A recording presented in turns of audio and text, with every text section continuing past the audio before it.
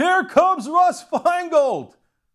You know, he had lost his last race back in 2010, and it looked like he'd gone into retirement. He was working on getting money out of politics. Wonderful. Obviously, I agree with that 100%. For a while, he served as a special envoy for the Great Lakes region of Africa. Okay. But out of the woodwork, here comes Russ Feingold back to run for Senate in 2016 in Wisconsin to try to reclaim his seat. Let's hear him in his opening video. I'm Russ Feingold. We need to get started fixing all this.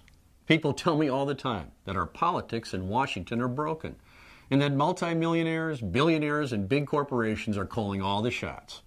They especially say this about the U.S. Senate, and it's hard not to agree. But what are we going to do? Get rid of the Senate? Actually, no one I've listened to says we should throw in the towel and give up. And I don't think that either. Instead, let's fight together for change. That means helping to bring back to the U.S. Senate strong independence, bipartisanship, and honesty. So today, I'm pleased to announce that I'm planning to run for the United States Senate in 2016. And my desire to serve is stronger than ever. I love Wisconsin. I love the spirit of the people here in the beautiful state we all cherish.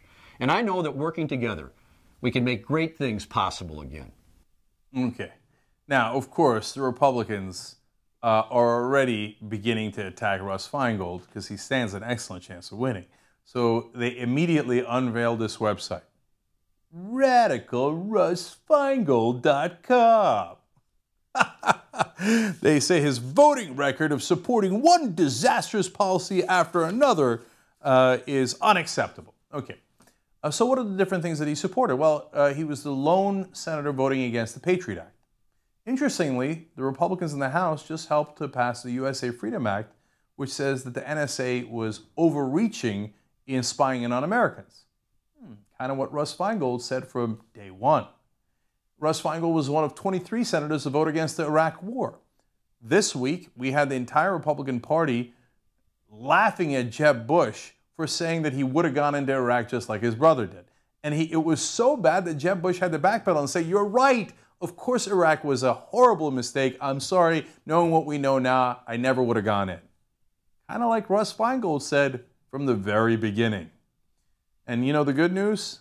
In one poll, he's leading by 16 points against Ron Johnson, the Republican who beat him last time around. Now, last time around, there was a big Tea Party surge in 2010. That might not be around this time, okay? And even public policy polling in the most recent poll that they did had him up by 9 points. So several different polls have him up significantly. So here comes Russ Feingold. And as a guy who was maybe the most progressive senator there was at the time, and certainly would be among the most progressive now, that is a sight for sore eyes.